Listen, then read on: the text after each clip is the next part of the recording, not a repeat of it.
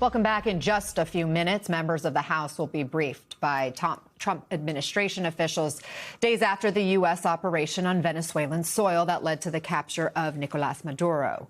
We're joined by Democratic Congressman Robert Garcia from California, ranking member of the House Oversight Committee.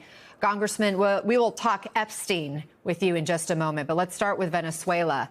The full House set to be briefed later this hour. What questions do you want answered? Well, there's a lot of questions. I mean, clearly, President Trump has done very little to actually explain exactly why he went in and why he's saying that somehow the United States is going to now control the country or run Venezuela. Look, Nicolas Maduro was clearly a brutal dictator. There are also a lot of very bad leaders across this world. But to go in to essentially enforce regime change and now to attempt to run a country, that's not what the American people signed up for. That does not lower the cost of the grocery bill. That does not lower the costs for us in the United States of child care and health care.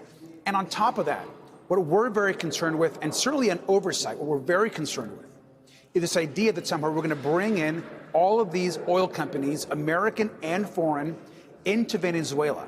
This appears to be all about Donald Trump and his billionaire donors and buddies, all about oil and extracting oil from Venezuela. And that is incredibly concerning. In fact, oversight is going to be directly investigating this connection between the oil companies and this apparent action in Venezuela.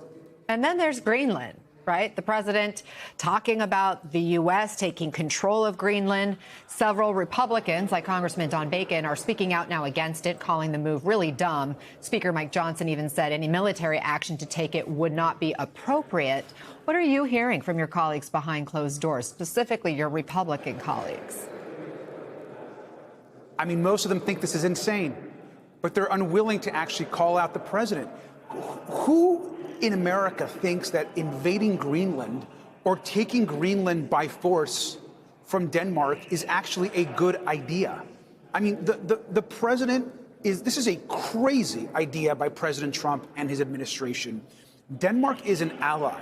So we're now going to try to essentially take Greenland by force against an ally of the United States, against an ally of the European Union and the world.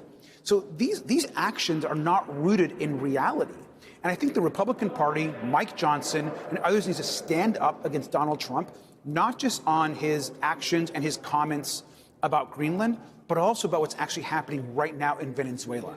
And this idea is that we're going to somehow allow all of these oil companies to take over is crazy.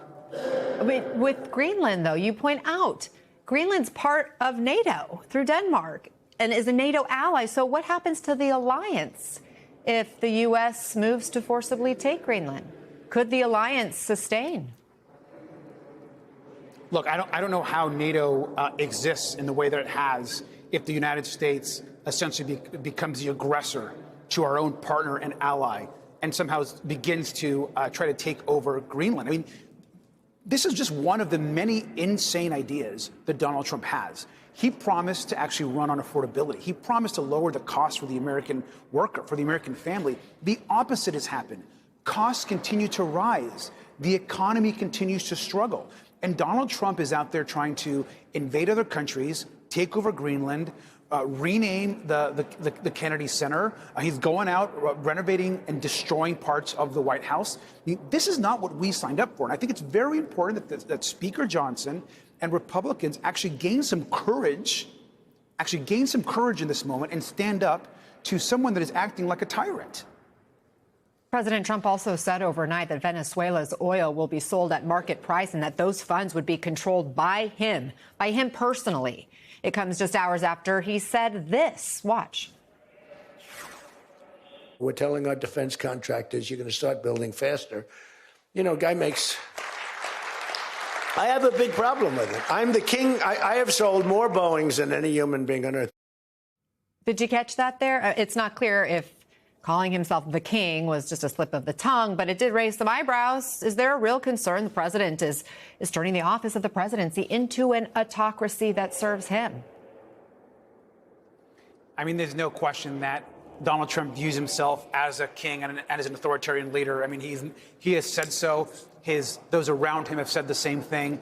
And it's just such an embarrassing moment for Republican members of Congress and the Speaker to stand up to the values of our country. We are a country because we stood up to an authoritarian leader, to a king. And the fact that you've forgotten that and bend the knee every time Donald Trump speaks is an embarrassment. But we're not going to stand for it. I mean, Democrats in Congress and just American people across the country, we're not going to stand for it. And in this moment, it's such a dangerous moment for the country where we're seeing our economy really hurting the American worker.